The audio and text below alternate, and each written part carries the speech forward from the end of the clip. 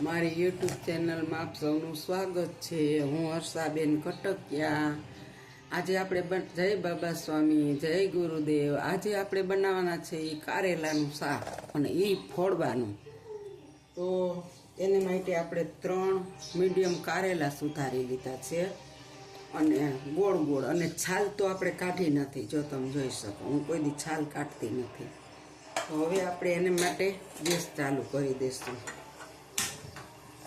જો આપણે ગેસ ચાલુ કર્યો, એની માથે કઢાઈ મૂકી દેશું, 1 ગ્લાસ પાણી નાખી દેશું અને આ કારેલા પણ નાખી દેશું અંદર થોડીક વાર, અને 5 મિનિટ જ આપણે બાફવાના છે, ઝાઝા નહીં। કોળવા છે ને એટલે આખા કારેલા હોય તો ન બાફીએ તો હાલે, અને થોડુંક એવું નિમક નાખી દેશું।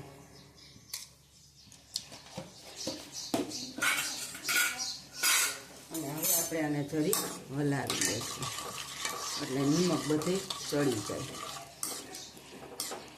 અને હવે આપણે આને ચડવા દેવાના છે। જો આપણે બાફવા મૂકી દીધા, આપણે જો કારેલા જોશું, આપણા કારેલા બફાઈ ગયા છે। હવે આપણે ગેસ બંધ કરી દઈશું અને હવે આપણે એને થોડીક વાર એમને રહેવા દેશું। જો આપણા કારેલા હવે ઠરી છે અને હવે આપણે એને કરવા કાઢી લેવાના છે।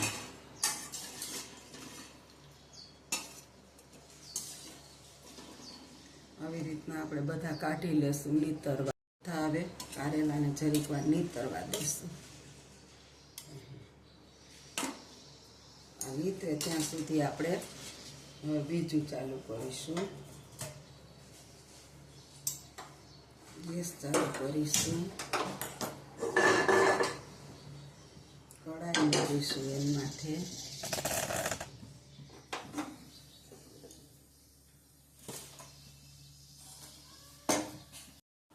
આપણી કઢાઈ હવે તપી ગઈ છે। હવે આપણે એમાં તેલ નાખીશું।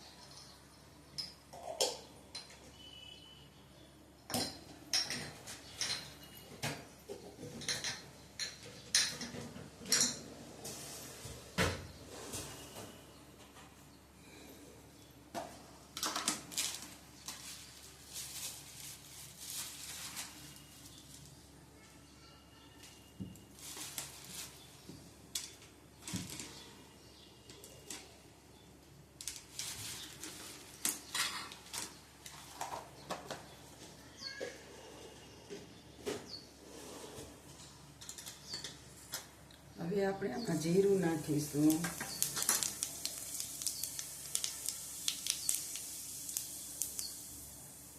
હિંગ નાખી દેશું, ત્યાર પછી આપણે ડુંગળી નાખી દઈશું અને ડુંગળીને થોડીક વાર આપણે સાંકળી દઈશું। ડુંગળીને થોડીક વાર સાંકળી લેવાની।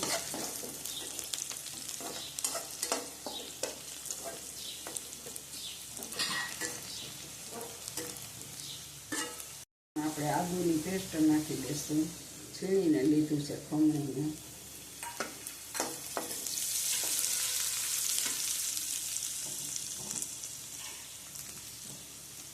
અને આ લસણ ને લાલ મરચું છે એ પણ આપણે નાખી દીધું છે। આ આપણે ખાંડીને લીધું છે।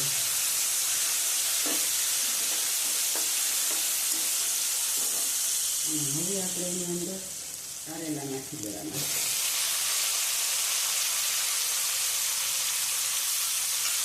એને પણ આપણે મસ્ત સાતળવાના છે। પાણીનો ભાગ થોડો બળી જાય ને ત્યાં સુધી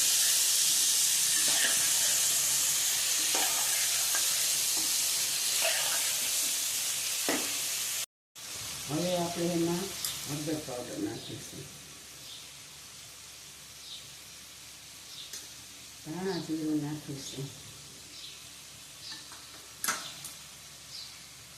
આ આપણે લીંબુનો રસ છે એ નાખી દઈશું,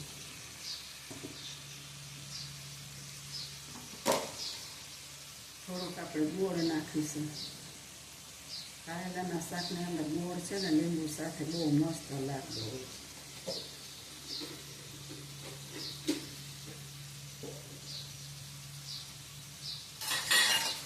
હવે આપણે એને મિક્સ કરી દઈશું. છે ને કારેલાને બધું આપણે બળવા દેવાનું.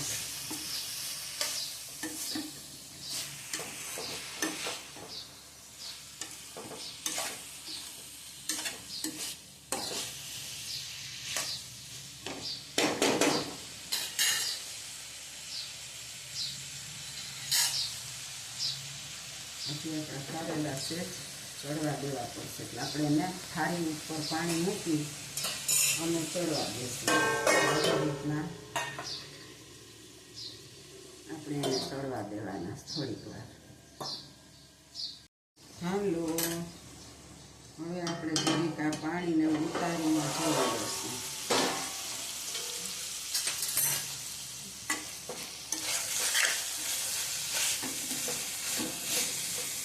હવે આપણે આ ટમેટું નાખી દઈશું.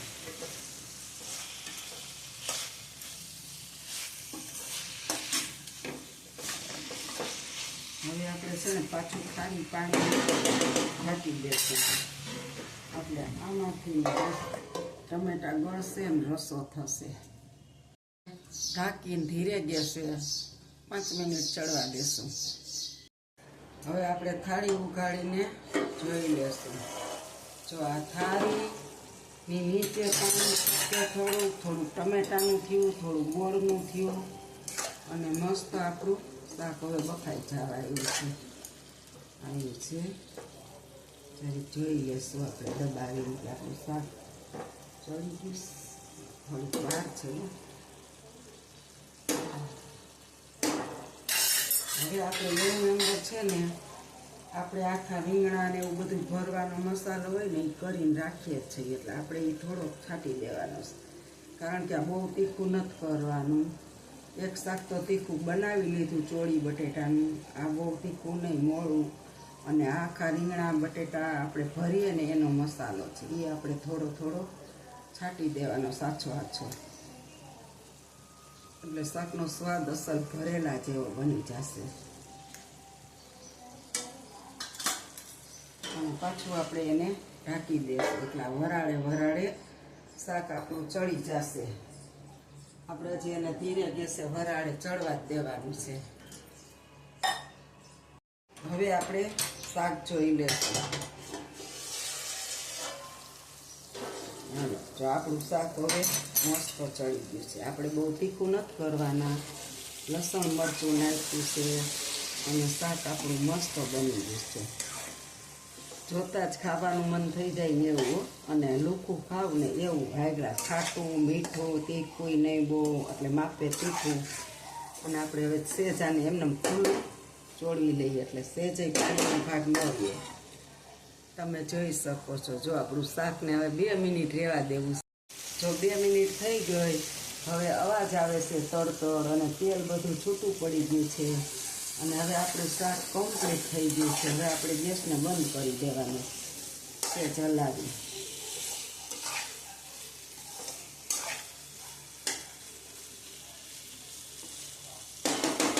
હવે આપણે આને બંધ કરી, અને જો તેલ બધું ઉપર આવી ગયું છે, તમે જોઈ શકો છો. અને આપણું શાક હવે કમ્પ્લીટ બની ગયું છે. હવે આપણે ગેસને બંધ કરી દઈશું અને 2 મિનિટ આપણે આને ઠરવા દેશું. ઠરી જાય પછી આપણે ધાણા ભાજી છાંટી દઈએ. જો હવે હું તમને નજીકથી જ બતાવી રહી છું આપણું શાક. જો તેલ બધું ઉપર આવી ગયું છે, જો તમે જોઈ શકો છો, મસ્તનું લાલ. અને હવે આપણે એની માથે ધાણા ભાજી છાંટી દેશું.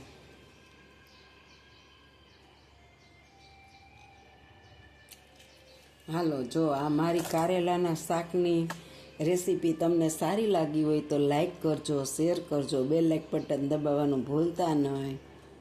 આવજો. જય બાબા સ્વામી, જય ગુરુદેવ. જરૂરથી બનાવો, પછી કેવું બને છે એ કોમેન્ટ કરજો. ખરેખર એકવાર બનાવશો ને તો બીજી વખત બનાવવાનું મન થાય. અને રોટલી, પરોઠો કે બાજરાના રોટલા સાથે પણ આ શાક ભાવે છે કારેલાનું, એટલું મસ્ત બને છે. તો તમે બનાવજો, કોમેન્ટમાં લખજો. આવજો. જય બાબા સ્વામી, જય ગુરુદેવ.